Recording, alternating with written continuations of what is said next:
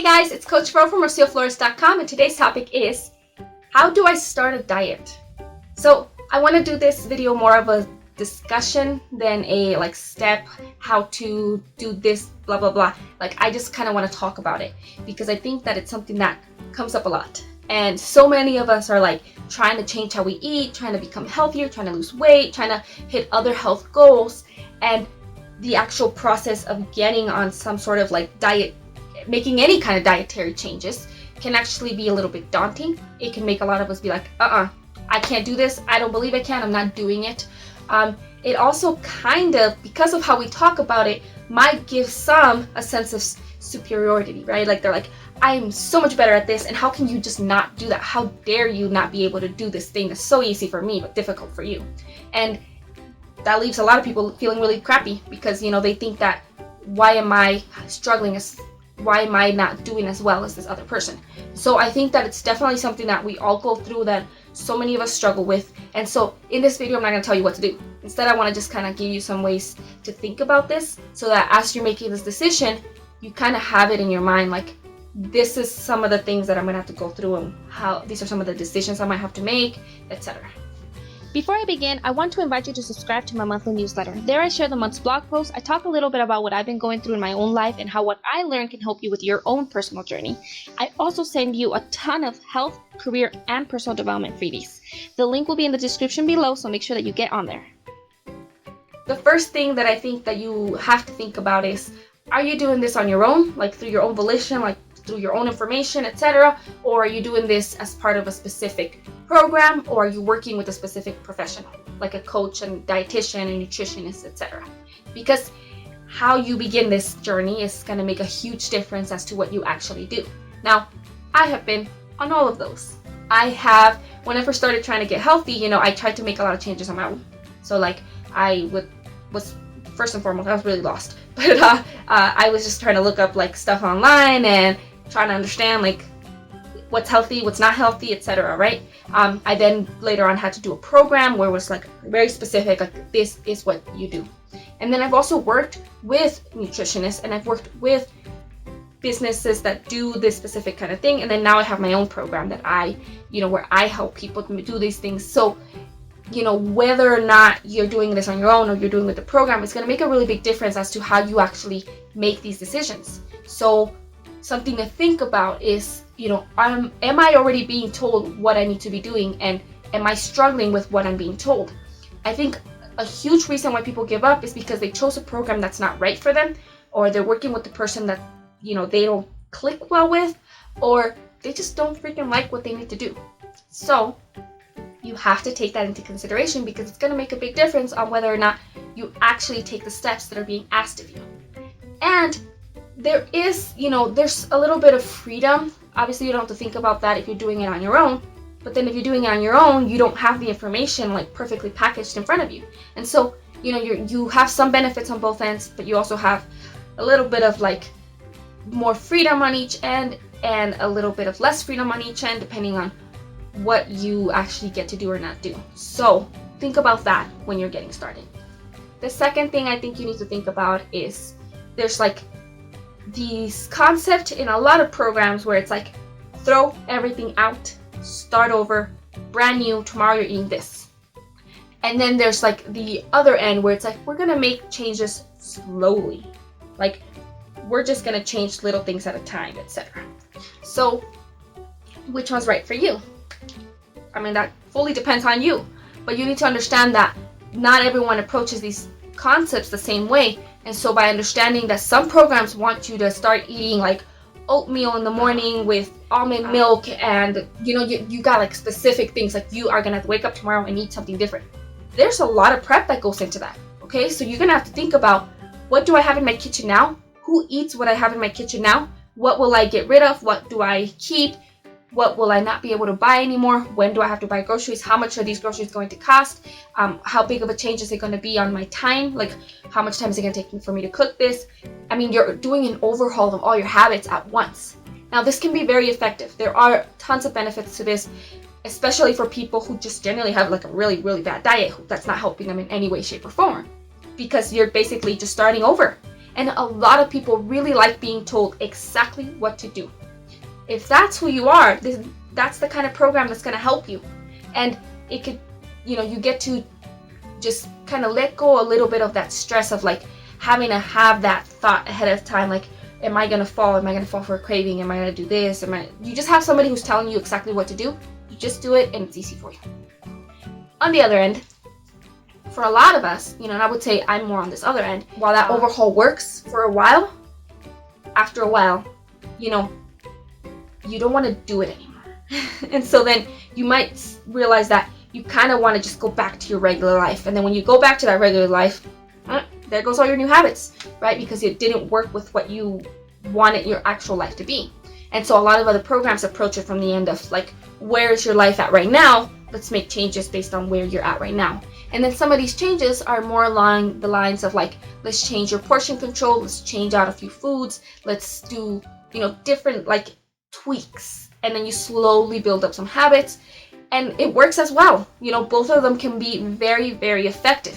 But it's very, very, very different concept. And so if you're afraid that somebody's gonna make you throw out all your food, or you're like, I know I can't just change my habits out of nowhere, or you have all these anxieties about having to do something brand new, you might not like the program that makes you do that. But you might excel in a program that's like, no, you know what? You're living your life. All you have to do today is not have 2 donuts, just have 1. And you slowly make those changes, then that's what you need. Because maybe that's what's going to help you to get to where you need to be for your goals. So just, think about the fact that those there's very different approaches, but one might be more helpful for you than the other. The third point I want to make is there's a good chance that you still want to eat what you want to eat, right? Like you still want to have burritos, you want to have burgers, you want to have pasta, you want to have like all these foods. And I think regardless of the program that you're in, regardless of who or what kind of professional you're working with, or if you're doing this 100% on your own, deprivation doesn't work. And that feeling in your head that says like you're never, ever, ever gonna have pasta again, is gonna make you quit. Like you might go without pasta for 3 weeks. Like I see those posts all the time that are like, come on guys, challenge for 21 days. No candy, no chips, no pasta, no carbs, no sugar, no blah, blah, blah. Okay, maybe for 21 days you can make yourself miserable. And it'll work for 21 days. But then what happens after that when you really freaking want that donut, right? There's a good chance you're going to go buy the donut and the chips and the coffee and some cake, and you're going to have cookies and you're going to have pizza, and you're just going to go completely on the other end. Because I know, that's what I do. And so what do you do, and how are you going to actually, work on that issue? Because I think that's whatever diet you're on, you need to address the fact that some of the changes that you need to make are actually going to have to be about how to have certain foods and when you will get to have them.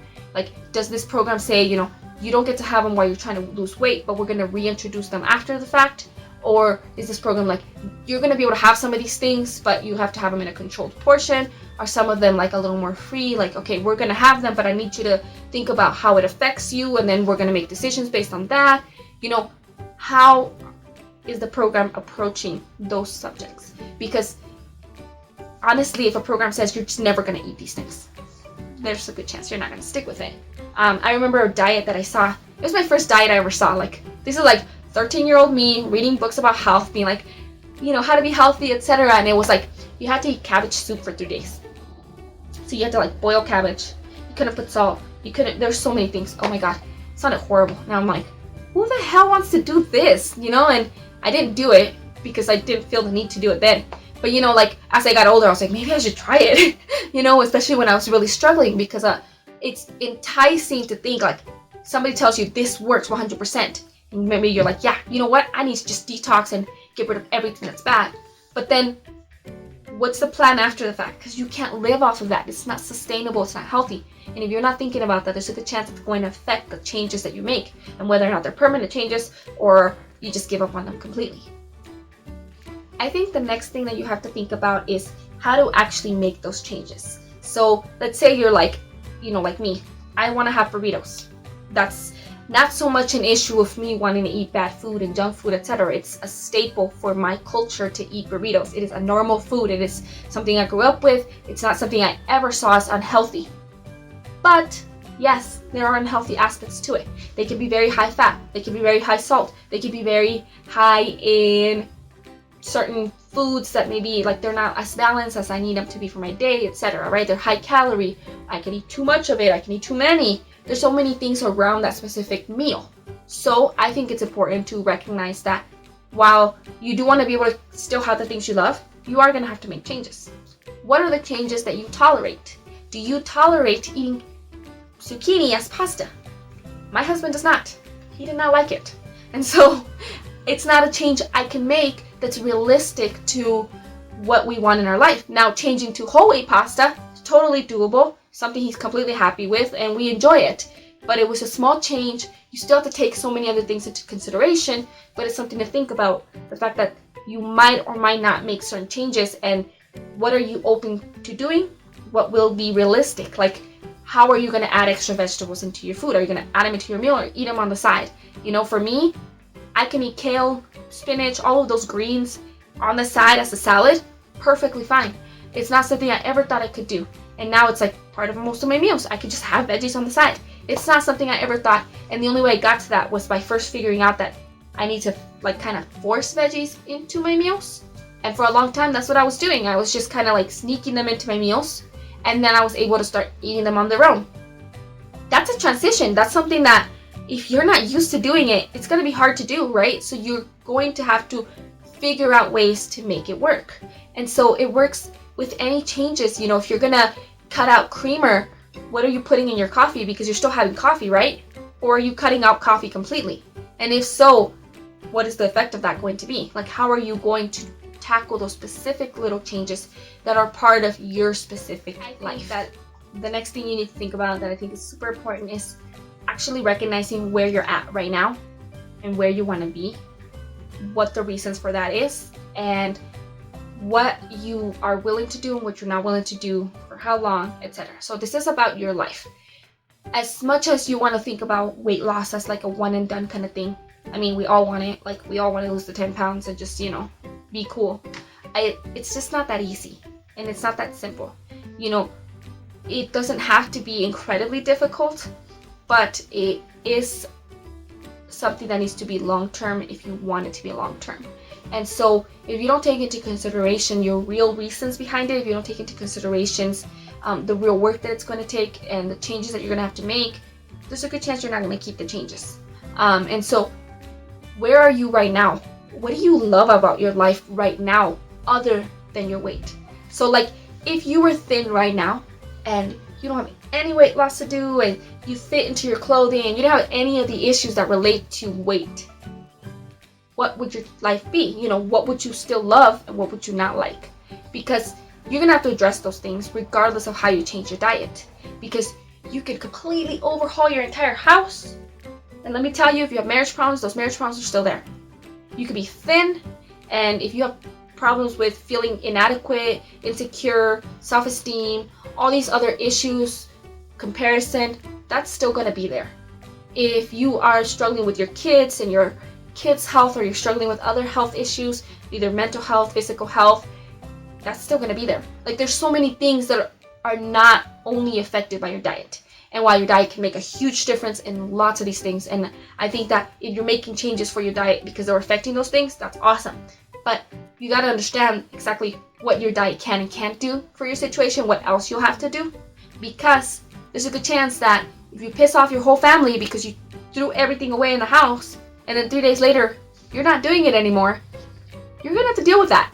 You know, that there's a feeling there that will hit you when you've done this so many times and you can't stick with it, and there's like a frustration, and a lot of it is not because eating healthy is just not for you, and it's not because you can't lose weight, it's because maybe losing weight's not the main issue. And so weight loss can be part of your health journey. Weight loss can be a huge part of getting to a place where you feel confident and loved and secure and safe and just healthy. But it might be part of a bigger journey, and it's okay to question that. It's okay to tell the person who's selling you a program to be like, wait, give me a second to think about this. Like, how will this address this? And is this the time to address this? You know, I understand that.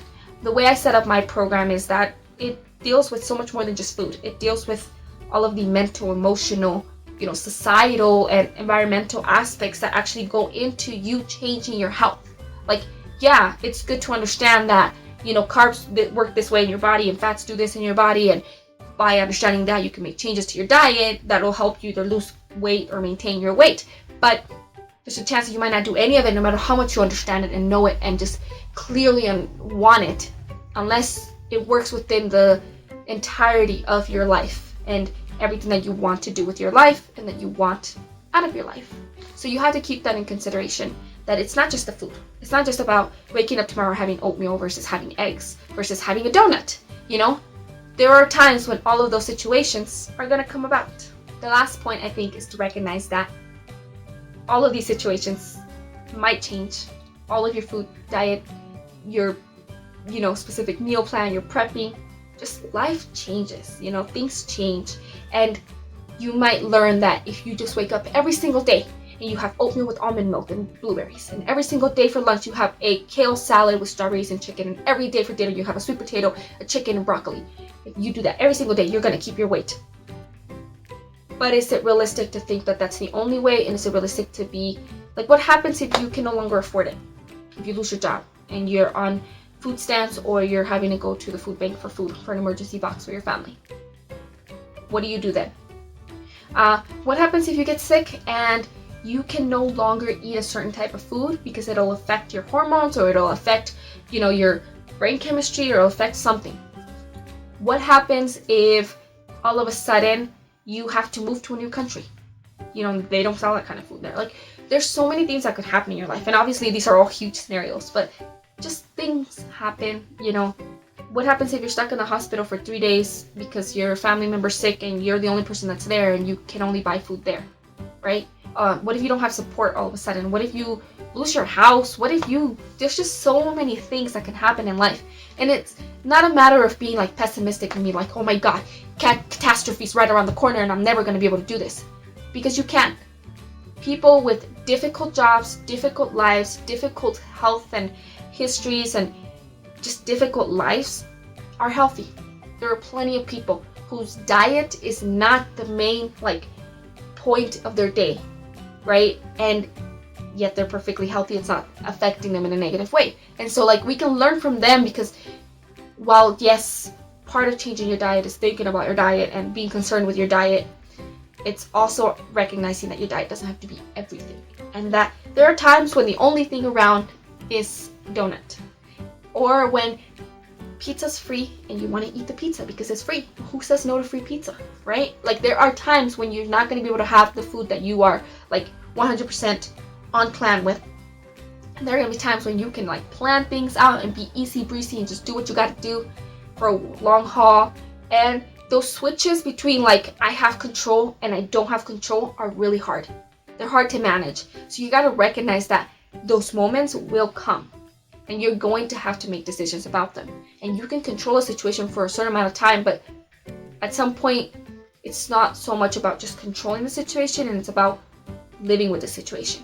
Part of making those habits is that you can change the situation, the pattern in that moment, and you go back to your habit, right? If you build up a habit for years and years and years of doing things a certain way, just because something else comes up on a certain day doesn't mean that the next day you don't go right back to that habit. And that's what changing your diet should be about, right? Your diet is what you eat on a regular basis. So whether you follow, an intermittent fasting diet, or you follow, keto diet, or you follow any specific diet, you got to recognize what will actually become your dietary lifestyle. And how do I fall back into it when things are just rough, when life happens, or when I can't do this and I have to go backwards? How much stress is it going to cost for you? How difficult will it be to go back to it? Are you living the other way around, where you have a diet and sometimes you change it in order to lose weight, sometimes you change it in order to feel better, but then you fall right back? So it's with me, I get ulcers because since I was a kid I would eat a lot of spicy food. Just in general, basically everything I like to eat are things that can cause ulcers. And so what I got into a habit of is just eating what I want to eat until I got sick. And then when I get sick, I've got to go a few months where I can't eat certain foods and I can't, have certain drinks or certain things, and it sucks. It just really sucks, because, you like eating what you like to eat. But then I feel better and I go right back to my old habits. And so my diet is not the one I follow when I'm not feeling good. My diet is the one I follow all the time. So what are the dietary changes that you're willing to just be, that's your life, and which ones are more of a temporary, and how do you handle when you can't be in the habitual part of your life and you're in the temporary? How do you manage those switches? Think about those things, because those things will happen, they will come about, and they will affect your progress and whether or not you're like motivated or want to be in it or not be in it. I really hope that some of the things I talked about in this video can help you with making some decisions about how to go about changing your diet. So it's not so much about the specific program you do, but it's about the specific changes you want to make and how you'll actually be able to make those changes in a way that is positive for you. Now, if you do want some help because you don't know what the heck you're doing or where to look or how to start or what to do, I do want to talk to you guys about my Know It All Nutrition program. In that program, I tried to do what I was always wishing I had gotten from so many other programs. You know, I wish that somebody had given me all of the information instead of, you know, kind of trickling it in at points where maybe I didn't need it, but I wanted it. And so that's what I do with the program, is I basically give you all the nutrition stuff, right? So that when you need to understand something that's nutrition based, the information's there and you can't get tricked by anybody who's like, you know, trying to run a scam. But on the other end, I also focus a whole lot on your mindset. I focus on how to have like good social support systems and how to get through the negative challenges that are going to come up, because challenges come up, right? And so if you're interested in learning all of it, but then being able to have that choice of like, I want a specific plan or I'm going to make small changes at a time. You know, that's the way I set up the program, so that you have that choice to do either or when you need it, as you need it. I will put a link in the description below. That way you can check it out. And if you have questions, just make sure that you send me an email and I'll go over it with you. Thank you so much for watching this video. If you found it useful, please like it, comment, react, subscribe, text, email, whatever it is that you do online. Thank you and have a blessed day. Goodbye.